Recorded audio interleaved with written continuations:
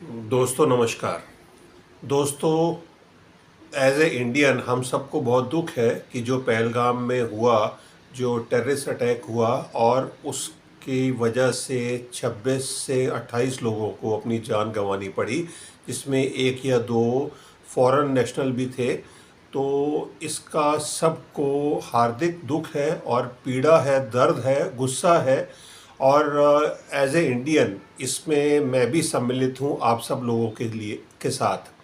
तो इस शो की घड़ी में हम इसका आज एस्ट्रोलॉजिकल प्रिडिक्शन करने जा रहे हैं कि जो ये अटैक हुआ था इसकी वजह क्या थी और इसके आगे आने वाले समय में रिपरकशंस क्या होंगे और क्या क्या घटनाएं बन सकती हैं और ज्योतिषीय जांच में क्या पड़ताल में निकल कर आ रहा है, इसके बारे में हम आज का एपिसोड लेकर आए हैं। तो आप बने रहें हमारे साथ आज के एपिसोड में।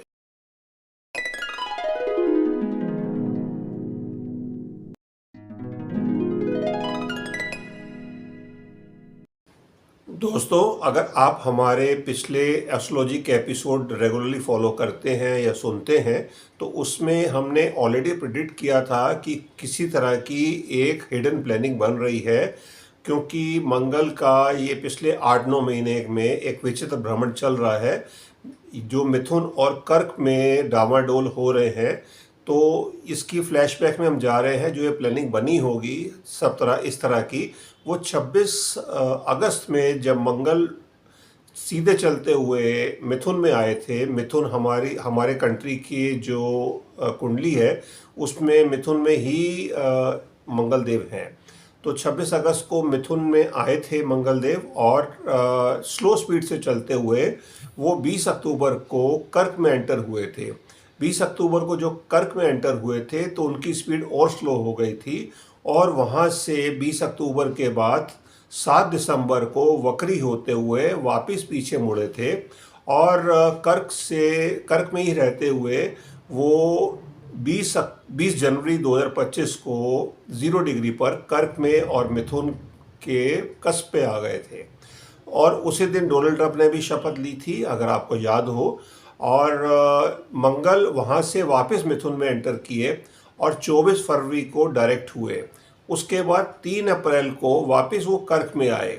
अब मिथुन और कर्क का क्या भेद है? मिथुन में तो वो भी शत्रु राशि है, बट कर्क तो मंगल के लिए डिबिलेटेड या नीच राशि है और मंगल यहाँ पर वीक हो जाते हैं। मंगल को हम आर्मी से, इंटेलिजेंस से और पुलिस से, इससे जोड़ के हम देखते हैं, बिकॉज मंगल ग्रहों के सेनापति हैं। तो अगर सेनापति डिस्टर्ब हो जाते हैं या वो डिसलोकेट होते हैं अपनी पोजीशन से नॉर्मल स्पीड से, तो अब नेचुरली बात है कि इंटेलिजेंस फेलियर भी होंगे और कहीं ना कहीं लैप्सेस भी होंगे आर्म्ड फोर्सेस की तरफ से। तो ये ग्रह स्थिति बताती है। अब मंगल अभी भी नीच है और इस टाइम पर वो कर्क में ही है, जहाँ पर वो 7 जून को कर्क से निकलकर सिंह में जाएंगे।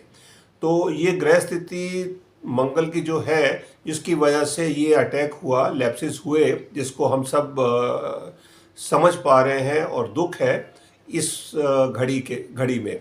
अब आगे की ग्रह स्थिति क्या बता रही है कि इसमें, जैसे हमारे कंट्री ने डिक्लेयर किया है that India is on war with Pakistan, तो क्या ये एक वॉर एक सर्जिकल स्ट्राइक तक रहेगी या इससे बढ़कर कुछ होगा, या जैसे हमारे रिस्पेक्टेड प्राइम मिनिस्टर ने स्टेटमेंट दिया है कि इस बार आतंकवादियों को और उनके आकाओं को मिट्टी में मिलाने का वक्त आ गया है, तो क्या उनका ये प्रण पूरा होगा और देश इसमें क्या झेलेगा और वक्त क्या बताता है?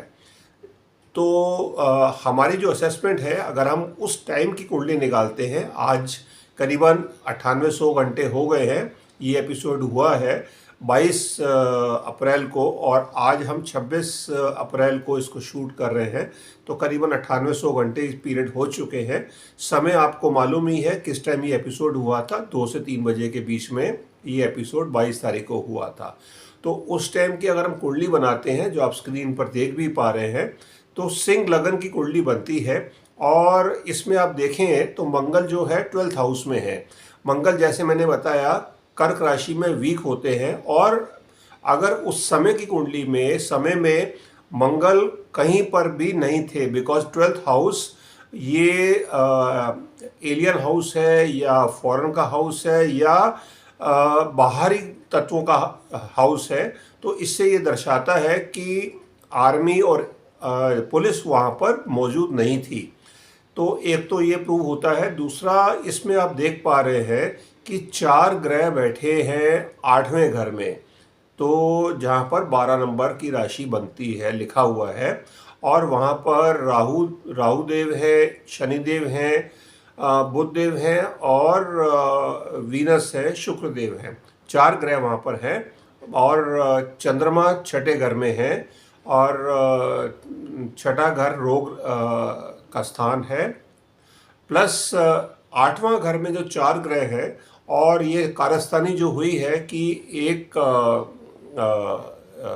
हिडन प्लेस से उग्रवादी निकल कर आते हैं, और 8वां घर एक हिडन प्लेस ही कहलाता है, और वहाँ से जो उग्रवादी निकल कर आते हैं और ये अटैक करते हैं, तो ये कारस्तानी राहु देव की है। और हमने पिछले एपिसोड में भी बताया था, राहु देव जब 1-2 डिग्री के रह जाते हैं तो जाने का समय होता है। अब वो कुंभ में जा रहे हैं और 18 मई को, तो वो जाने से पहले धमाका करते हैं। और ये हमने अगर गोधरा कांड जब हुआ था उस टाइम की कुंडली भी बनाते हैं, तो वहाँ पर भी सेम 1-1.5 डिग्री में ही राहु देव थे। तो वो कुंडली भी आप स्क्रीन पर ऑलरेडी देख रहे हैं। तो ये दर्शा रहा है कि ये एक बहुत बड़ी प्लानिंग थी, और इसमें कुछ उग्रवादियों की या कोई टेररिस्ट ऑर्गेनाइजेशन की प्लानिंग नहीं थी, इसके पीछे कोई स्टेट लेवल की फंडिंग भी थी। तो नेचुरली बात है, पाकिस्तान इसमें डायरेक्टली इन्वॉल्व है। बट पाकिस्तान के अलावा इस पाकिस्तान के पीछे भी कुछ हिडन फोर्सेस हैं जो उसको सपोर्ट कर रही हैं, और वो आने वाले समय में हमारे सामने आएंगी। तो हमें इस चीज़ को नहीं भूलना चाहिए, हमारी सिक्योरिटी फोर्सेस को भी। और आगे के जो ग्रह नक्षत्र बता रहे हैं वो भी इशारा कुछ इस तरह से कर रहे हैं कि ये एक लंबी वॉर होने वाली है। ये कोई सर्जिकल स्ट्राइक नहीं होगी 10-15 दिन के बाद हमने कुछ अटैक किया और उग्रवादी ख़त्म हो गए या कुछ इस तरह की, और देश शांत हो गया और वापस अपने ढर्रे पे चलेगा। नहीं, क्योंकि इस टाइम पर शनिदेव और राहु देव की ऑलरेडी युक्ति बनी हुई है। ये 12th हाउस में, जिसके बारे में काफ़ी कुछ लिखा गया है, काफ़ी कुछ कहा गया है। ये कई ज्योतिषियों ने आपको कहा है और बताया भी था, तो लोगों ने भी बोला था कि नेगेटिविटी फैला रहे हैं, बट ये नेगेटिविटी नहीं, ये नेगेटिव फोर्सेस थी जो हावी हुई इस समय पर। और अब आगे का जो समय है वो ये बता रहा है, क्योंकि 25 तारीख से काल सर्प दोष बन गया है। सारे ग्रह राहु और केतु के एक्सेस में आ गए हैं। अगर आप देखते हैं तो जो सारे ग्रह हैं वो एक साइड पे ही हैं कुंडली के।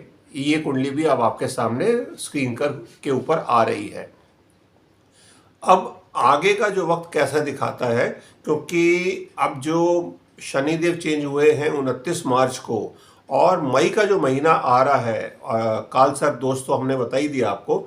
अब जो मई का महीना आ रहा है इसमें 7 ग्रह बदल रहे हैं इसी महीने के अंदर, और ये भी कुछ विचित्र स्थिति है, क्योंकि अगर सारे ग्रह बदल जाते हैं तो मतलब एकदम से 360 डिग्री एंगल के ऊपर दुनिया घूम जाएगी।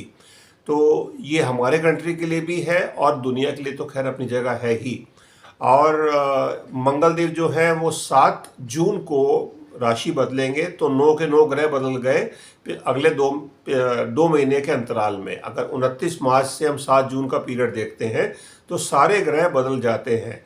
अब इसमें जो बदलाव हो रहे हैं वो क्या क्या हो रहे हैं। काल सर्प दोष तो मैंने बता ही दिया आपको, जो 25 अप्रैल से बन गया है और वो 1 जुलाई तक रहेगा। इसके अलावा कल 28 तारीख को शनिदेव का भी नक्षत्र परिवर्तन हो रहा है और वो अपने नक्षत्र में जा रहे हैं। शनिदेव का नक्षत्र परिवर्तन के अलावा शनिदेव 13 जुलाई से वक्री भी हो रहे हैं, और उनका इस बार का जो वक्री होना है वो देश दुनिया में काफ़ी तबाही लेकर आएगा। तो जिसमें कई नेचुरल कैलेमिटीज़ भी होंगी, वॉर भी बढ़ेंगी, और ये सब चीज़ों का होना ये दर्शा रहा है कि ये वॉर इंटेंसिफाई होने वाली है। ये वॉर में आप ये समझिए कि इसमें पाकिस्तान की तरफ से रिटेलिएशन भी आएगा, और ये वॉर छोटे टाइम के लिए नहीं होगी, लंबे समय तक चलेगी। इसके बाद सितंबर में 26 सितंबर को हमारे देश की मंगल की महादशा भी आ रही है, 7 साल की। तो कंट्री एक लंबी वॉर में जा रहा है, और इसके लिए हम सब देशवासियों को तैयार रहना होगा। ये नो डाउट हम सबको इसमें सक्सेस ज़रूर मिलेगी, क्योंकि पाकिस्तान खंड खंड होने जा रहा है, पाकिस्तान के टुकड़े ही होने जा रहे हैं। और वो जो प्रधानमंत्री की का प्रण है कि आतंकवादियों को और उनके आकाओं को मिट्टी में मिलाने का वक्त आ गया है, तो ये वक्त तो बिल्कुल आएगा, बट इसकी एक एक कीमत चुकानी पड़ेगी देश को। तो इसके लिए सब देशवासियों को तैयार रहना होगा। तो ये उस टाइम की कुंडली ये बता रही है, और जो आने वाला वक्त है ये दर्शा रहा है कि हम एक मेजर वॉर में जा रहे हैं। तो हम सब देशवासियों को अपने हितों को साइड पे रखते हुए देश के साथ एकजुट होकर खड़े रहने का समय है। और इस समय पर हमें अपने आप को हमारी आर्म्ड फोर्सेस के साथ बिना कोई डिफरेंस दिखाए अपने पार्टी से, चाहे आप बीजेपी से हों, कांग्रेस से हों, या किसी और पार्टी से हों, और सपोर्ट पूरा कंट्री के लिए रखना चाहिए। तो इस बात के साथ मैं इस एपिसोड को आज यहीं पे समाप्त करता हूं, और वक्त आने के ऊपर हम इस तरह की और जो ज्योतिषीय गणनाएं होंगी उसके साथ एपिसोड हम लेकर आएंगे। इसके अलावा जो हमारा मंथली एपिसोड होगा, जिसमें हम इस मंथ में, मई के महीने में और क्या ग्रहीय परिवर्तन हो रहे हैं उसमें डिटेल में और बातें भी करेंगे। तब तक के लिए भारत माता की जय। जय हिंद।